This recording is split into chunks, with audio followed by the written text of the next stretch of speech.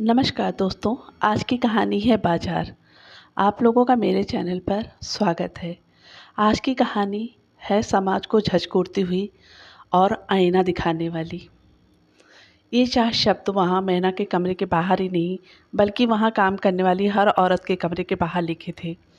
वैसे इन शब्दों के ना लिखे होने से भी वहाँ का हाल दिख रहा था। मैना को इन 4 शब्दों से सख्त ऐतराज़ था। उसके अनुसार वहाँ इन शब्दों की जगह ये शब्द होने चाहिए थे। यहाँ जिस्म बिकता है, औरत को कौन बेच सकता है और किसकी है इतनी हैसियत उसे खरीदने की। लेकिन हैसियत तो किसी की इतनी भी नहीं जो औरत और जिस्म को अलग कर सके। जो जिस्म की बोली लगाते हैं वो इस मुगालते के साथ उस जिस्म को बिछाते हैं कि उस जिस्म को धारण करने वाली आत्मा को भी खरीद रहे हैं। क्या हुआ मैना, आज तेरा कोई खरीदार नहीं आया? तेरा भी तो नहीं आया? कोई ना कोई तो आ ही जाएगा, हमें कौन बख्शेगा। अगर हमें किसी ने बख्श दिया तो वो हमें नहीं बख्शेगी। कोमल, तू इससे इतना डरती क्यों है? मरने दे साली को, वैसे ही कितना जिएगी बुढ़िया। इतनी आसानी से नहीं मरेगी वो। हम सबकी चमड़ी उसकी सख्त मुट्ठी में कैद है। लगता है आज फिर रोटी की जगह चाबुक मिलेगा। महीना शाम बीतने को आई। साला कोई भूखा भेड़िया अब तक नजर नहीं आया। आज क्या साला सभी एक साथ इंसान बन गए हैं क्या? हाँ रे, लगता तो यही है। वैसे आज तेरा मेकअप कुछ खास नहीं, कौन देखेगा फिर? तू भी तो कुछ खास नहीं लग रही। चल मार खाकर सो जाते हैं। रोटियां तो मिलनी नहीं, खाली हाथ जो जा रहे हैं। चल। जिस दिन उनका जिस्म नहीं बिकता उस दिन खाने को मार और गालियां भर पेट मिलती थी। मालूम नहीं उन्हें यह उन जैसी बाकियों को इससे क्या और कितना फर्क पड़ता था, या पड़ता था भी या नहीं। यार कोमल, चल कहीं भाग चले। तुझे क्या हुआ? आज मार का असर दिमाग पर हो गया लगता है। चल ना यार, यहाँ से भाग चलते हैं। हनी का हाल भूल गई क्या? उसने भी की थी ना यहाँ से भागने की कोशिश। जमुना बाई से पंगा लेना मतलब मौत को बुलावा देना है। तो अभी कौन सा जी रहे हैं यार? तेरा दिमाग सड़ गया है, कुछ भी मत बक, समझी? इस जमुना बाई का ही काम तमाम कर दे तो। भूख तेरे दिमाग में चढ़ गई है क्या? अरे चुप हो जा, दीवारों के भी कान होते हैं। और पिटेंगे। पिटाई की सारी हदें तो अपन देख चुके हैं, अब और किस तरह से पिटेंगे रे? और कौन सी दीवार, कौन से कान? यहाँ सिर्फ शरीर ही दिखता है और शरीर ही बिकता है, और कुछ कहीं नहीं है यहाँ। सो जा यार, मच मत कर, मेरा सर भन्ना रहा है। सो जा। अरे क्या सो जा, उठना। सुन तो, अब मुझसे भी मार खाएगी तू, चल मर। सोती नहीं, मुझे भी सोने दे। मैना तो यूं भी रातों को जागती थी। जब उसका जिस्म बिस्ता था उस वक्त, दैहिक मजबूरी करते समय, और जब कोई खरीदार ना मिले तब दिमाग के घोड़े दौड़ाते वक्त। जागती हर हाल में थी। ए कोमल, ए कोमल, हम क्या है, क्या है, सोने क्यों नहीं दे रही? सो गई क्या? हाँ। सुनना, ए सुनना। क्या मुसीबत है यार, वो खाने को नहीं देती, तू सोने को नहीं देती। साला नरक भी अच्छा होता होगा इधर से तो। तुझे मालूम न है ना, मुझे रोटियां खाकर वो नींद नहीं आती जो मार खाकर आती है। सुन तो। अब बक भी, क्या बकना है? एक बात बता, अब जब नींद उड़ा ही दी है तो पेट भर के पूछ, मेरे पास चने हैं, खाएगी? ये पूछने के लिए जगाया है? ना रे, तू यहाँ कब से है? यार 3 साल होने को आए शायद। तुझे पक्का नहीं पता क्या?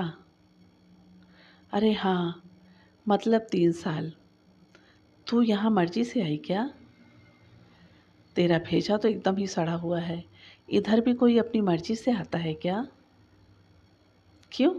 वो शीना नहीं है क्या कोने के कमरे में? ओ तो इधर कितना खुश रहती है, मर्जी से आई होगी तब ना। कौन बोला रे? मैं इधर तुझसे पहले की हूँ। मुझसे ज़्यादा मालूम है क्या तुझे? तो फिर? तो फिर क्या, उसका आदमी छोड़ के गया उसको इधर। और तुझे? मेरा बाप। बाप? ज़्यादा आके मत फाड़, सौतेला था। मर गया क्या? इतनी आसानी से नहीं मरेगा, मेरे श्राप लगने बाकी हैं। और माँ?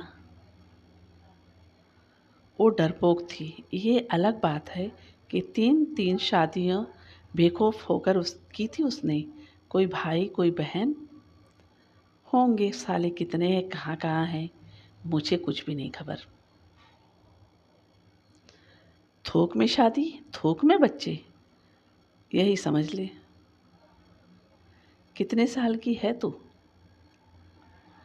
साला आधी रात को उठा के इंटरव्यू ले रही है मेरा।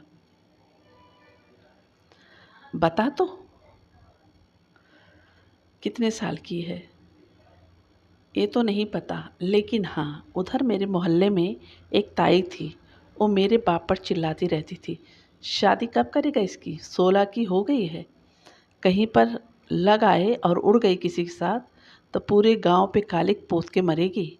तो मुझे यहाँ आए 2 साल हो गए हैं, उस हिसाब से तो मैं 18 की हुई। और तू? मैं 16 की हूँ। पक्का पता है क्या? नहीं तो क्या, तेरी जैसी अनपढ़ नहीं हूँ, 10वीं पास की है मैंने। तो यहाँ कैसे मरी? नौकरी का झांसा देकर मेरी बहन का देवर इधर ले आया और बेच दिया इस जमुना भाई को। इधर से भागना क्यों चाहती है, यहीं पड़ी रहे। नहीं, मुझे आगे पढ़ना है, कुछ बनना है। अब क्या बनेगी, जो बनना था वो बन गई। यही लिखा था नसीब में, मान ले। इसमें क्या इज्जत है? और तू नहीं चाहती क्या यहाँ से निकलना? मैं इधर से निकल कर कहाँ जाऊँगी, घर जा नहीं सकती। क्यों? यहाँ तो फिर ग्राहक पैसा देकर मेरे साथ सोता है। उधर मेरा बाप, सौतेला बाप, रोज रात को मारता भी है और मेरे साथ सोता भी है। क्या? हाँ, उसने मेरा रेप कितनी बार किया ये भी मुझे याद नहीं। और तेरी माँ? बोला ना, वो डरपोक है, मुझे भी चुप रहने को बोलती थी। अच्छा किया जो मुझे इधर बेच दिया। उस जिल्लत से तो ये नौकरी सही, वैसे भी मैं इधर ही सुरक्षित हूँ, उधर से तो। कोमल की बात पूरी भी नहीं हो पाई थी कि दरवाजे पर जोर से किसी ने हाथ मारा। खोल, जल्दी खोल, साली मर गई क्या? क्या है, इतनी रात में क्यों मर रहा है? माँ मर गई क्या तेरी साले? कोमल के गाल पर चीड़ देने वाला झनझनाता हुआ चाटा पड़ा। जमुना बाई का स्थायी दलाल मगन शराब में धुत गालियां बकता बकता दहलीज पर गिर पड़ा। नशे में होने पर भी जाने कौन सी दैवीय ताकत उससे बुलवा रही थी। एह, चलो नीचे, जमुना बाई ने बुलाया है। उन्हें लगा उनकी बातें किसी ने सुन ली है और आज उसकी चमड़ी उधेड़ देगी। ओ बुढ़िया! क्यों? हम आज की मार तो खा चुके, अब क्यों बुलाया इतनी रात में? मैना, आए हाय, तेरी आवाज़ तो मेरे शरीर को कँपा देती है री। ये सुनना, सुनना, मेरा दिल आ गया तुझ पे। एक दिन तुझे यहाँ से उस शराबी की शराब जितना बोल सकती थी, बोलकर पस्त हो चुकी थी।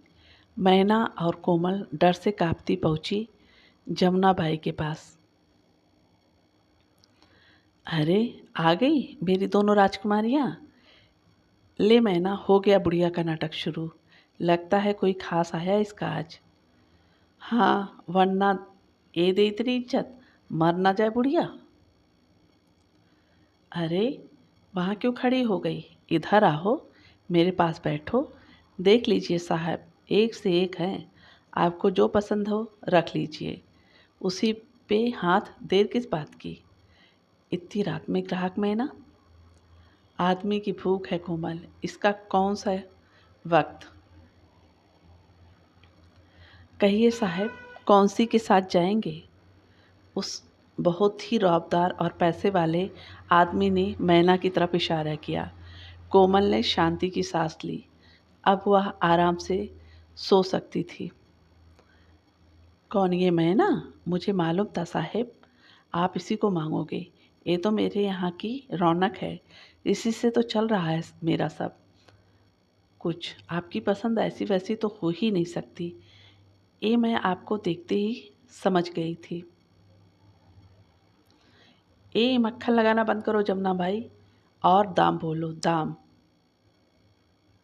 उस आदमी के साथ खड़ा एक अधेड़ उम्र का डरावना सा दिखता हुआ आदमी बोला, जो लग तो उसका नौकर रहा था, पर उस समय वो दलाल का काम कर रहा था।